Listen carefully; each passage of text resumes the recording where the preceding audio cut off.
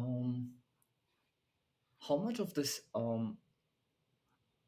now we spoke about Charlie D'Amelio, and we spoke about Jim Carrey, and I think even Kristen Stewart came up in the discussion. How Yeah. much of the relevance or the fame slash celebrity do you think is mediated by the platform?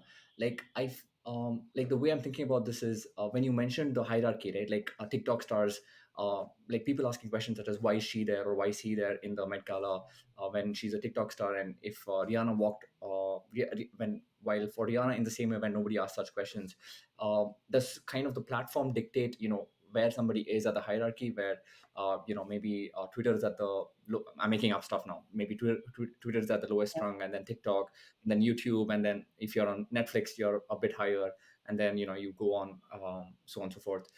Is that fair, or how do you kind of look at it? I think it's fair. I think there used to be this sense that there was a distinction in stardom that was medium dependent. So a rock star had a different kind of intimate relationship to their fans to say a movie star who was a bit more distant and erratic, and a sports star was more aspirational and tied to national and local identities through especially if they were on a team sport. Uh, I think those distinctions have always been a bit problematic because it's easy to find exceptions. As with any kind of genre, it gives you a working playground. I certainly think with social media platforms and even just the idea of being a digitally native celebrity, someone who's created their fame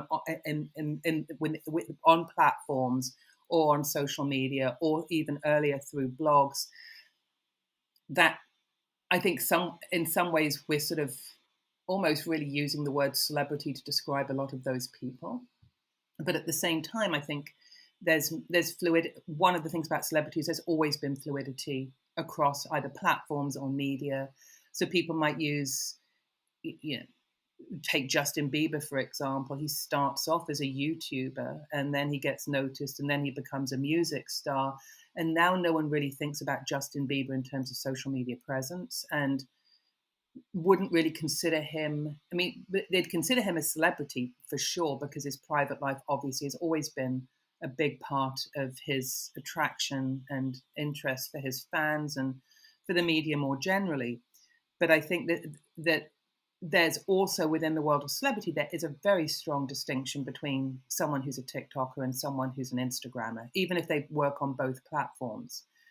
So I think that's youth is part of it. I think there's also the sense that one is more photographically based, more curated. The other one, even though it incorporates video and reels and stories, the other with TikTok is more short form video.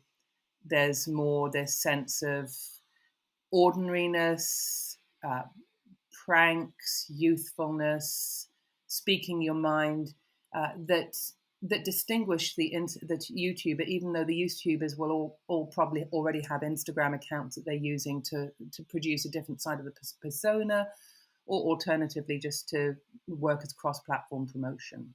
So, but I think there is a sort of common sense difference between a YouTuber, an Instagrammer, uh, and a TikToker. And also notably, we don't talk about Facebookers.